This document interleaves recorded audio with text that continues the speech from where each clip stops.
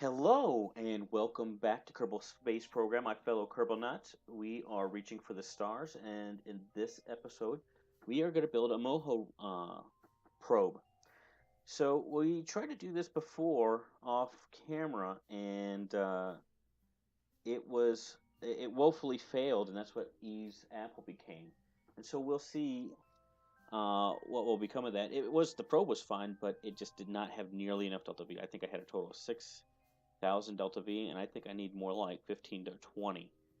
So to have 15 to 20 delta V, we're going to need to make this thing lean and mean. We have this coming up. I will maintain these three interplanetary missions, but before I do any more interplanetary missions, I want to have these completed. So we're going to hold it to that just to try and keep the Kraken away. So that being said, let's go ahead and start building our probe. We're going to start with the HECS Probodobodime, and we need to go ahead and put some batteries on this thing. It's always, I mean, that's my standard start right there, isn't it? And then we'll want to go ahead and stick a small inline reaction wheel. Okay, then we need to go to science here. Going to want to have a Kerbal engineering system on there, and it's going to need. We'll put it over here. It's going to need some communications, of course, right? I think I'm going to have it point downwards and slightly out like that, right? Then, for Moho, we would love to get some altimetry and multispectral center. They are nice and light, but they take up a lot of room, so I'm not sure if I want to put those on yet. What we would do if we did do that is we'd probably use these guys here. Something like that, and then go back to the science, put one on one side,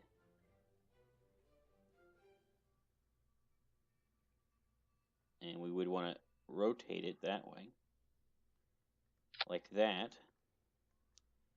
and then this guy on the other, like this,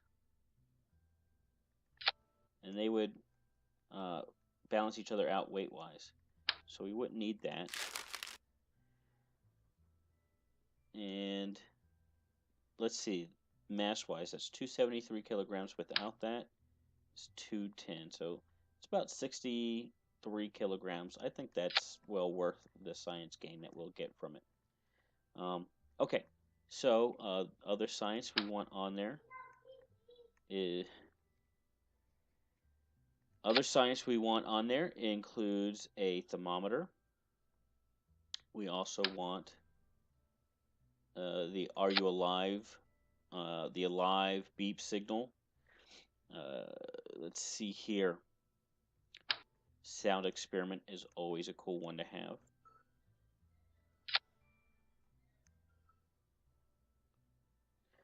Yeah, okay, so sorry for that. We had I have a 4-year-old in the house, and that always brings fun, excitement. So I had to deal with that for the moment. Okay, so put that on there. Actually, we'll want to put that down here, right? Put it down here. We of course want this guy on here, and I don't know if we want a couple of these. If we move this one out, Control C to take off the snap, and then I just go here to the to give me the ability to translate, and I go back to the set part to place, and we ought to be able to fit, and Control C to snap once again, and Control X to increase the number,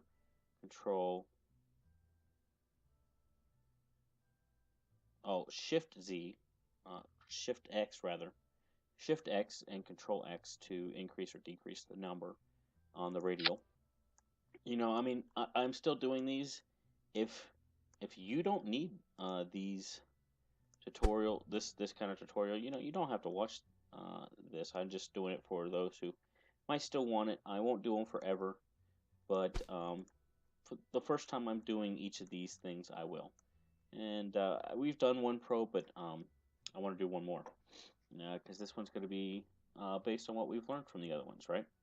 So, okay, there's that. This thing needs to be a lander. So we want to go ahead. Oh, and we need before we worry about the lander, we need to put some photovoltaics on this sucker. Let's go back to C and then Control X and put it right there like that. Yeah. So we'll have 4 photovoltaics. I don't even know if we need that many. Might be able to get away with 2. The thing I worry about having 2 is with 2 you can sometimes run into problems with just being at the wrong angle and running, not getting the sun. So we'll put 3 on there. With 3, that ought to give us the ability to be at pretty much any angle we want, and still be able to get the sun. This kind of is clipping a little bit, so I might just move that to the side a little bit and translate it out. So Control C again, and I only want I actually only want the 1 though.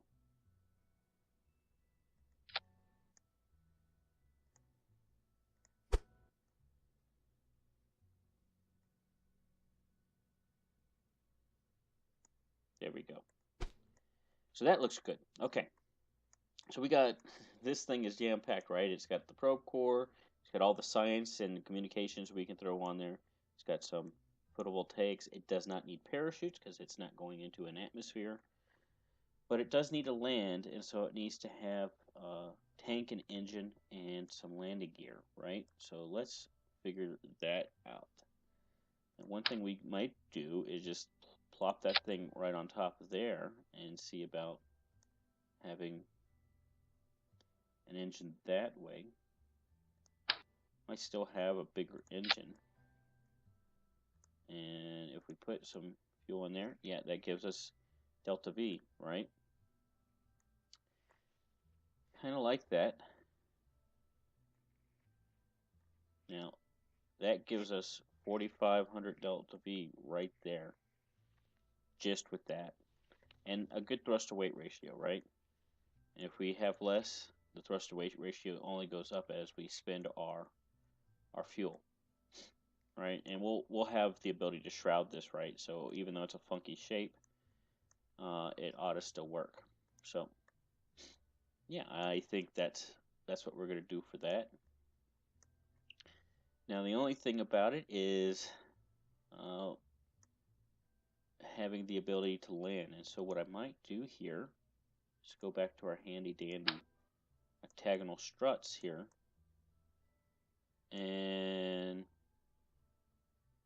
snap this and then go up to 3, and I will pause this and come right back. Okay, so we are back. It's about 2 hours later for me, but just a mere blip of a second for you guys. In any case, so let me get my head back into this. We are building this. We got all the science on board. Oh yeah, so we were putting these little trusses on here, octagonal struts, and the reason we were doing that is to get it out there so that we could then have some of these. Where are they? They're up north. Here they are. Landing stabilizers. And I wonder if I can actually click it on the end there. Like that. They kind of clip into the bag. That's less than ideal. But let's see. Extend the stabilizer. Is that low enough? It's not quite.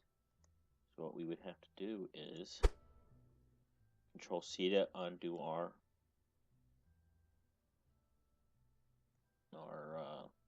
snapping, and then Control C again to redo the snapping. And that will bring it down low enough and give it a nice wide base. So then retract. The only issue left here is making sure that they don't clip with this guy.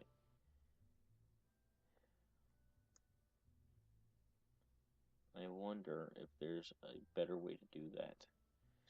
So one way to do it is to not use this. Let's look at the stats and not just do this by gut, which is what I've been doing. So this is 0.25. This is 1 ton. I assume for that level. That gives you 2,053. This gives you at max gives you 4,200. So let's see. Let's see if we can right click, middle click. Okay. So that is a mass of 3,750 kilograms. 3,750 there. Now we need to get to 42 here. So we're just going to up this just to, oh, that's 42 right there. And we'll middle click, and that is 48. So it's a little bit more than this, but you know, I think I'm gonna abandon that for this. We're gonna go to a curved, smooth cone, and then we're gonna go over here to this wasted one, and change the, well, not to 0, to 6.25 hopefully. And then we change that up like that, yeah. And we could even change it up more, but not quite that much. Just till we stop getting our clipping here. And that's about 1.5. There's still a little bit of clipping there now. If we lengthen it, we could probably still make it wider at the top here. Yeah. Like so. And then we could click it, and instead of, I could just reverse it, right? I could just reverse it like that, but I'm not going to do that since it's a procedural thing, and I'll make the bottom match that, and then I'll make the top 0, and we can change the curve, be whatever kind of curve we want it to be. And I think I like that one. Yeah, it's a pretty good look to it. And then let's change the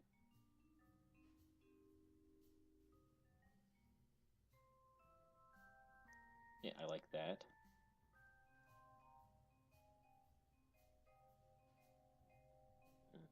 There you go. There it is. That looks pretty good to me, don't you think? Yeah, so that gives us 42. So we still get our 42. We're a little bit heavier, but our delta V is the same. So really what that's going to affect is we're going to have to put a little bit more fuel into our lower stages.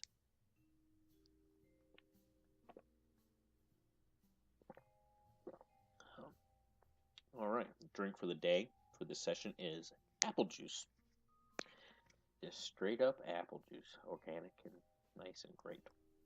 Okay, so now we got our landing stabilizers on there. We have our fuel. When we do our fairing, we'll bring the fairing up and we'll close it down right at this wasted line here. And I think that looks actually quite fabulous. I'm quite pleased with it. Now, one of the things I might want to consider here is having a bigger inline reaction wheel at some point along here. that looks to be too big. And this would probably suffice as far as the need that we have. Wonder if we put it at the bottom instead of this one.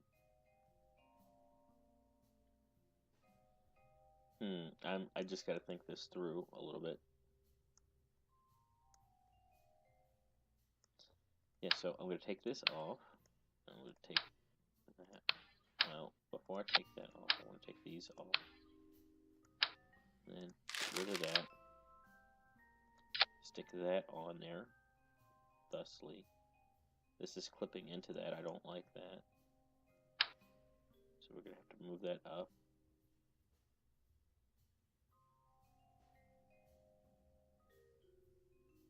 Wonder if we can stick it on here. If we then extend it, would that wouldn't really look right. We could put it over here, like this. That looks about right to me. I could buy that. I could buy that. All right, okay. So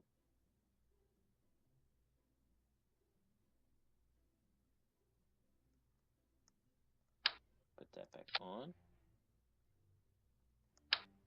And we want this to go here so that it is in conjunction with our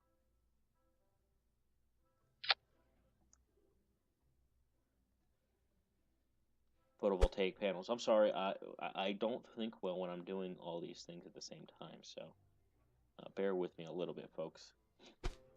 Okay, so that's our probe. It's very unique looking. I actually quite like it. Got everything I want on it.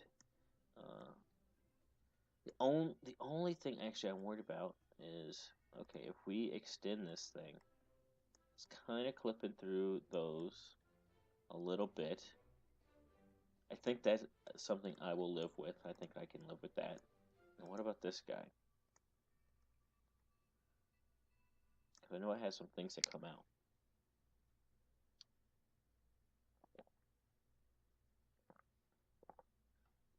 Yeah, so it's like it becomes part of. I wonder if that's going to bother me enough to change it. I think that is a nitpicky thing that I'm going to just leave. Oh, retract. It's just taking longer than I thought it was going to take.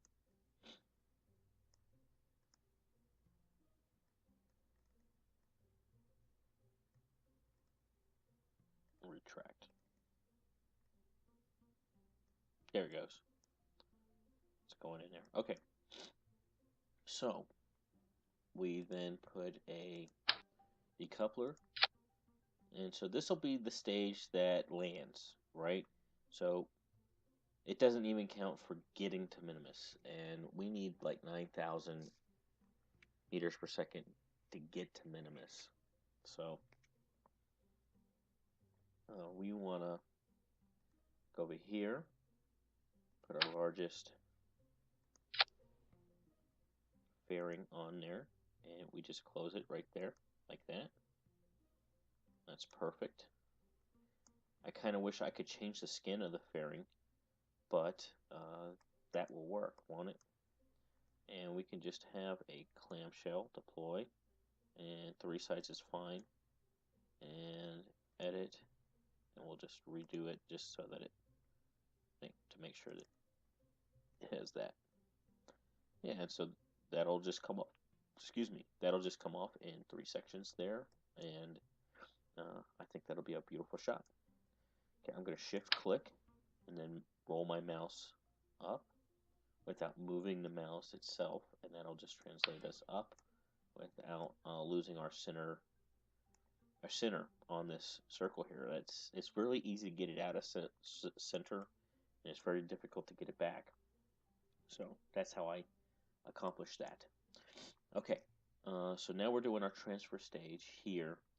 Now we can maybe go back to our inflatable liquid fuel oxygen tank tricks. So let's try a couple different scenarios here. If we do that, we can just have these octagonal struts here. Oops, sorry about that, guys. I accidentally pressed the Windows key instead of the Alt key when I was trying to copy these. I'm just going to throw this on here at first because I just want to... Not doing this right. Okay. I want to just fully inflate them to see how big they're going to be. And then reattach them now that they're fully inflated. I need to put my snap back on. That helps. And then you go like that. And that's 3 of them, right? Okay. And probably need to have a couple more of these.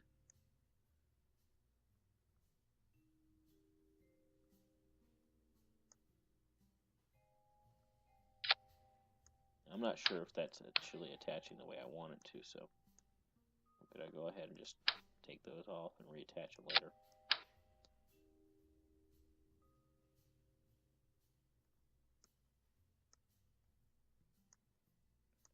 And I'm going to put it like this, and then have our 3 attached. I actually don't need this one on the bottom here, I don't think. I don't know. I'll leave it on there. And then we'll have our engine. I'm going to actually go with the poodle. Now when you attach it on radially like this, it doesn't work without having these external fuel tube ducts. And I try and stick them directly to the engine. And it gives us 2,500 delta V. Not nearly enough. Not nearly. So that's one scheme. I'm going to just take that scheme off and leave it intact for now and see what else I can do. So what I could do, actually, going back over here, what I could do is my thrust to weight ratio would suffer, but what if I had a smaller engine that ought to bring my ISP up, right? And it does a little bit, but not by much, and not nearly enough to justify the lack of thrust to weight ratio. So I'm just pressing Control Z here to undo all this. So I'll just take that off. And let's see what happens if I do a more traditional design.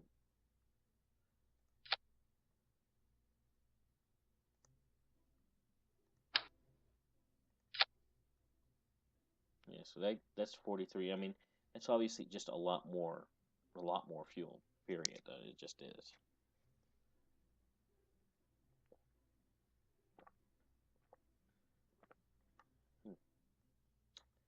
So with that more fuel, it's going to go further. It's also going to be harder to lift. So one thing I guess I know what I could do over here is, let's try this. Let me try this scheme. I'm going to take that off. What I'm going to do is I'm going to take that and I'm going to try and get up in here a little bit and connect it directly to that. And that should, when I put the thing on, it will actually work. Then what I'm going to do is I'm going to copy and have another round. And that's 3820. And if we compare it size-wise to the orange tank, It's still not a full orange tank. It's more like having one of these tanks plus one of those tanks put together, right? So, yeah.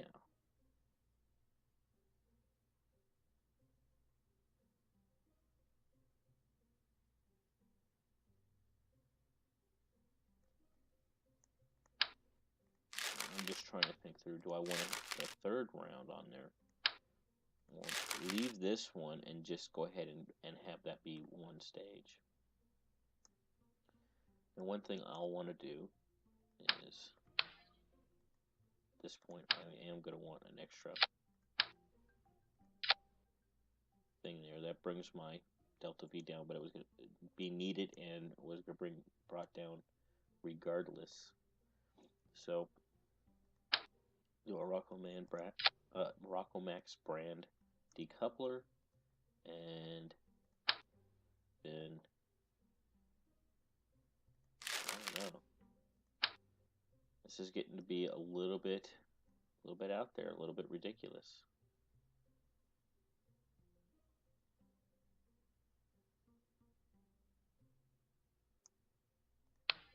You know, with these bags, I probably want to put this fairing down here so that it can go around the bags as well. And I think about that. So I am going to go ahead and institute that change.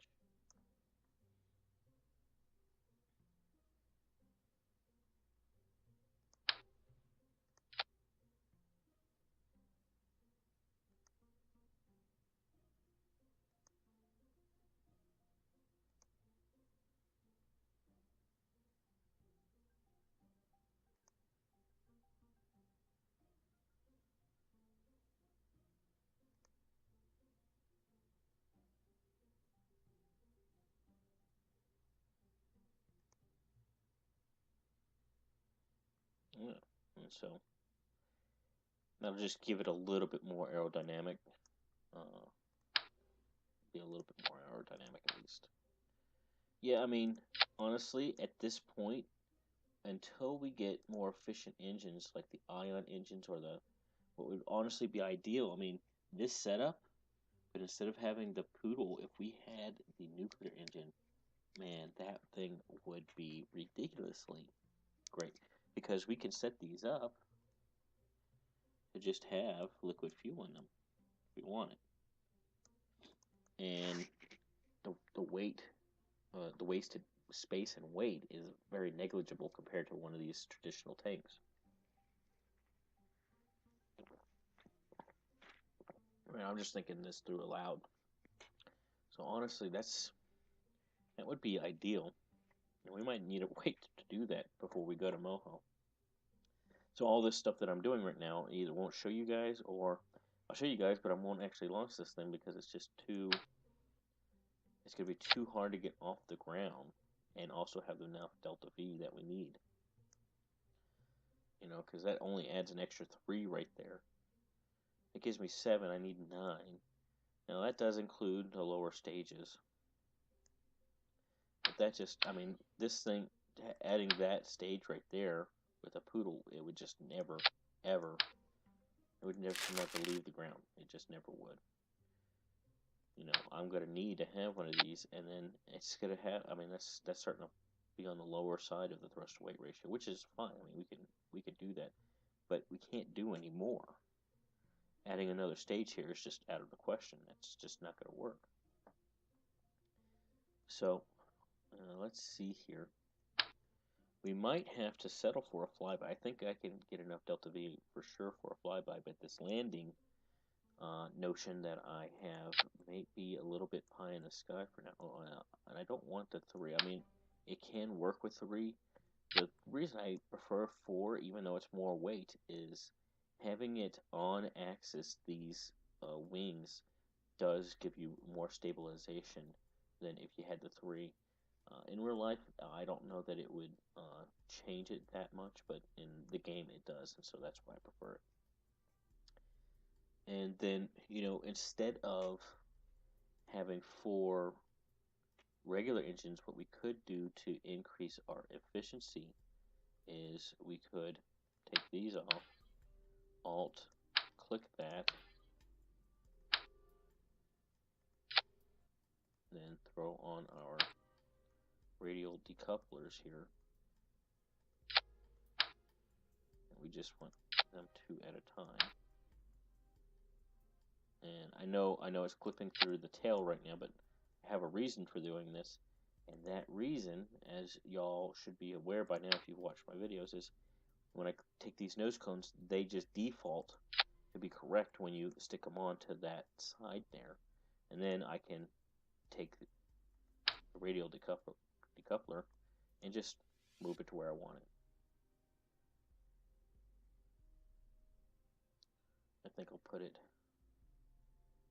right about there. And then I'll have another set right about here.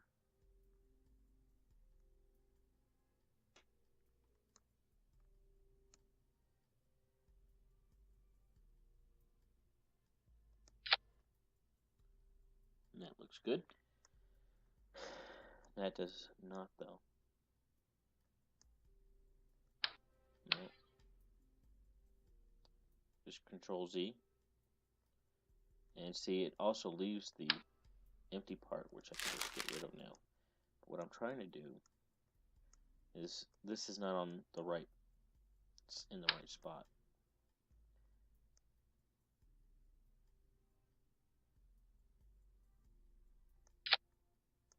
That's much better. Okay. So, you know, we could do a 6 symmetry versus a 2 symmetry. I say that's not the correct way to say that. I could do 6 sets or 3 sets instead of 2 sets. That's the best. There we go. Now my words are back. We could do 2 sets instead of 3 sets of these, but I don't think we're gonna need that much quite. So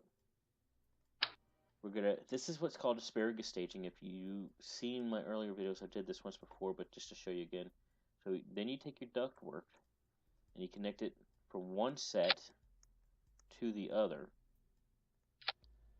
And the reason I bring it to the other side is I know it's going to stop, and I just, it's easier to get it in the direction that you want it. And then you bring it from that set through to the middle, right? So from here to there, and then from there to the center. The way Kerbal Space Program works is, for this engine here, it will pull from the furthest fuel source possible. So it's going to leave the fuel in these tanks until these are empty, and it's going to leave the fuel in these tanks until those are empty, and it's going to leave the fuel in that tank until that one is empty. So that one's going to empty first.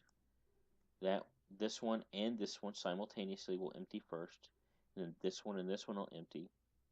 And then you stage, and then these will empty, and then those will empty, and then you stage those. And then this will empty up the top here, and then that one will empty there, and then you stage again. But that's how that works, and that's why asparagus, that's what is known as asparagus staging. Why it's called asparagus is because you could do that for as many sets as you want, as long as you have the room. So, you know, I've seen people throw, you know, literally have 32 sets around a huge core, and then you can asparagus on top of the asparagus. So if I wanted to have another round on the outside of these, even, I could.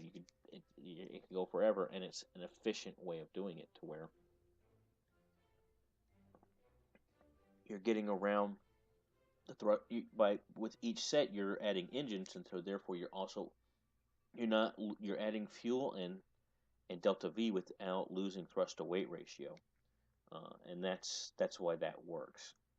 That's the most efficient way to add delta V, basically. And I tend to try and keep that under wraps, because, you know, beyond, I mean, this looks like, okay, I could see a rocket being built like that. That's actually quite ostentatious for a rocket in real life, the way it looks right now, but it's believable. I will buy it, right? You have 30 of these things on there. That's not believable. I don't buy it. It's great fun, but I try in particularly my career modes, just for the sake of my own enjoyment and I don't know. It's just my own values, I guess. I want to keep it, within a certain realm of real. It's not hyper realistic to where it has to be identical to real, but I want to at least keep it in the realm of a movie. If it can't, if a movie wouldn't throw it out there at me at least, then I wouldn't go for it. And that's beyond a movie. That's just comedy at that point, right? I'm talking about like a serious movie, like Interstellar, right? The stuff, everything you saw in Interstellar wasn't quite 100% real, but there were a lot of things that were, and they tried to keep it real, right? I mean, it's ultimately it's a movie, and it's made to convey concepts, such as loss and the difficulty that the human condition will have on leaving the planet. But at the same time, uh, you know, would it really look like that if you went into a black hole? Or did he actually come out of that black hole, or was that all just him dreaming? Or, you know, there's that's all the artistic part of that movie, which is not necessarily real. And, you know, I'm not sure that even if you did have a wormhole, the way they showed the ship going into the wormhole, I know I've kind of gone on a tangent from building this, but the way they showed the ship going into the wormhole, it orbited around, which is very realistic, but then it just kind of went into it. I don't really know. I don't know that that's how that would work. Well, I was always taught going into a black hole, which wormhole was ostensibly a black hole connected to another black hole, you would have spaghettification. Now, is that only supermassive black holes, or is that even a black hole the mass of the one that was out by Saturn? I don't really know. I don't know the math on that. You'd have to ask Kip, who was one of the producers and did a lot of the math on that movie. Another question I have is, almost certainly what it looked like while they were going through the black hole was not how it's actually like, um, because it's so outside the realm of what we can even think about pro- projecting into the future and into predicting. It's so far outside of our experience and our ability to predict that we just have no idea. That's as difficult for us to predict as it would be for somebody in the 1100s, the 12th century, to predict what that Twitter would come around after the computer age. It's so far outside the realm of our knowledge that it just would never. Somebody from the 12th century would have a hard time conceptualizing what Twitter was if you tried to explain it to them, right? You'd have to explain what a computer was, and before you could explain what a computer was, you'd have to explain a lot of other technology that they've just never heard of. I mean, they are pre-industrial revolution, they're pre-Renaissance even. There's just a lot that that's outside of their experiential base. Not that they couldn't get there if you were able to time travel and explain this to a 11th or 12th century human being, but they would never be able to predict what was going on right now with Twitter. It's just outside their realm. Okay, I'm gonna drop that soapbox. Sorry for that, guys. Gonna leave it in my video just because I think it's fun. But point being is, I like my stuff to be within a certain realm of realism. Otherwise, it makes me itch. So this will work much more than 6 around it. Won't. Not for me. For you guys, go for it, man. Have fun, have at it. This is a game after all. Okay, so I think we have our probe. We only have 10,000. Oh, we need to fix our staging. That's going to change the okay, delta V quite a bit. So those are going off, and then these are going off along with that.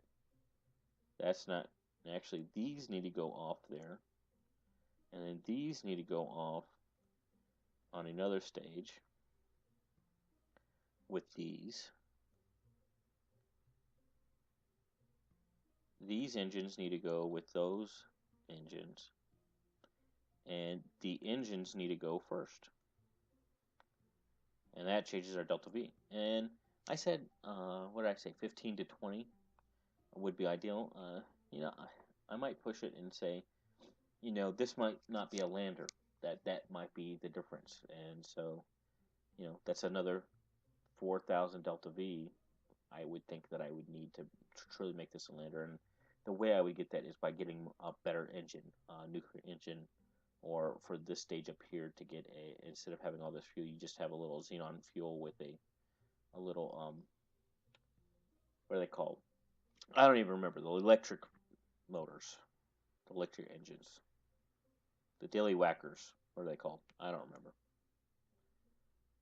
My brain is gone.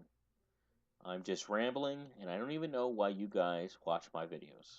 Like, seriously, they're not even that good, right? Because I just ramble like I am right now, and I make stupid mistakes, and I'm an idiot. Why are y'all even watching my videos? I don't know. Okay, so I appreciate that you do, though. Please don't stop just because I'm an idiot, and I said I was. I just don't. I don't understand it, but please continue watching my videos. I really do appreciate it, and it makes me feel warm and good and fuzzy inside, and I do mean that. Okay, so we're gonna have that staged there as well. So let's think about this. We have our orbital science.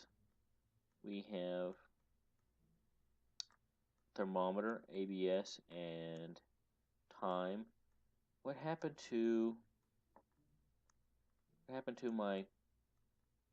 I think I must have took it off when I changed my reaction wheels. That's why we do our double checks here, because we do want to have a press mat barometer. And I probably will move this to over there to just make it a little bit more even, try and keep it even. We also have some mystery goo containers. I'm not going to bring the Science Junior just because delta V wise it would just kill us. Being at the top here, or even if we had a removable one, it would just totally kill us. So I'm not going to do that. I have a nice good reaction wheel here, and that will be enough to steer this and probably more. And then I have an even bigger reaction wheel for the rest of the ship, which is great. One thing I probably want to add here is some burner thrusters. And what this does, though it does have a cost, is it, and you want to have 4 times symmetry here. What it does is basically it uses the fuel inside this tank, the same fuel that comes out of the rocket engines, as an RCS thruster. And so you reduce your delta V every time you use it, but sometimes it's just worth having it if you need it. Another cost that it has, besides reducing your delta V, is it tends to, because it is a thruster and it is throwing out quite a bit of force, it will tend to alter your orbit. And so if you're trying to do really fine orbital maneuvers, that thing will just totally screw your fine orbital maneuvers up. It ain't gonna make or break larger, wide, like trying to do an orbital insertion, but it might break the altitude at which that orbital insertion occurs if you are shooting for a certain altitude. Like, so if you're trying to dock, these thrusters just don't work as well. If you're just trying to make orbit around Moho, these things will do fine.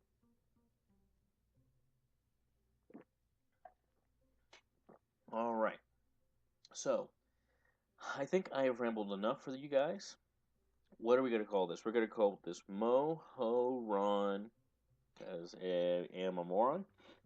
Mohoron 02. Even though 01 did not make it and became Apple's Eve, or Eve's Apple rather, we're gonna still give it credit for being there. I'm gonna save this. One thing I'm gonna do is I'm gonna go actions now, and I'm gonna zoom in here, and I want to grab the stabilizers. The stabilizers aren't technically considered landing gears by default because they are a modded part. So we want to toggle the stabilizers. And then we also want to grab these photovoltaics here. And I usually bind these to the brakes before we have the extended action groups. And that way I can just press B and those will extend. Now, I could do some more stuff, like I could do all the science bound to like a board or something. I have no desire to do that, but what I will do is I will have that toggle the antenna as well, and that guy as well, because I like to have those extended when I am out into space, and that will be about the same time that I want those extended, so might as well bind it all together, right? We don't have to worry about any Kerbal knots because there are no seats for them. So we're going to save this. And oh, are we at our launch window? We're 18 days out. So how am I going to do this? Should I launch now? So I'm going to save this. And I am going to do something else. So what I'm going to do is I'm going to save this, but I'm not going to launch it. I'm going to go ahead and build some mapping satellites just to map Kerbin, the Moon, and Minimus. And then what I'm going to do, and I've already mapped them with this, so I'm just going to literally have this thing on there, and that's it. See if maybe I have some contracts that I can also knock out with the same stone, so to speak. And I'm going to launch those, and I'm going to do that video, and you'll see that episode, and I'll make that a separate episode. And then I'll come back after 18 days and launch this sucker, because on day 19 is when our actual launch window is. And so I'll launch this, and then we'll go straight into doing the Moho mission. And we'll probably have to go between the Moho mission, Eve's Apple, and possibly Darius Prime. And we will do so, and that'll be fine. And in the meantime, while we're waiting on those things, once I have this launched, we'll start building our space station around Minimus. So that is the game plan for the next several episodes. That'll probably get us a good 2, 3, maybe even 4 weeks worth of episodes just right there. I don't know. Maybe I'm overestimating that, so don't hold me to it. But that is the end of this episode. I thank you guys so much for watching and listening to my ramblings. And as always, if you like what you see, hit that subscribe button. It will just make my endeavors here that much better and keep driving me to do that much better work.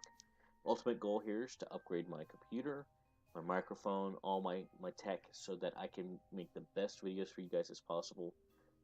Right now, I'm focusing hardcore on Kerbal Space Program, but I do want to get into some other games.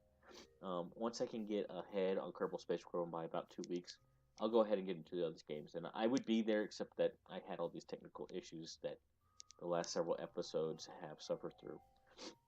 All right, I'll talk to y'all later. Bye.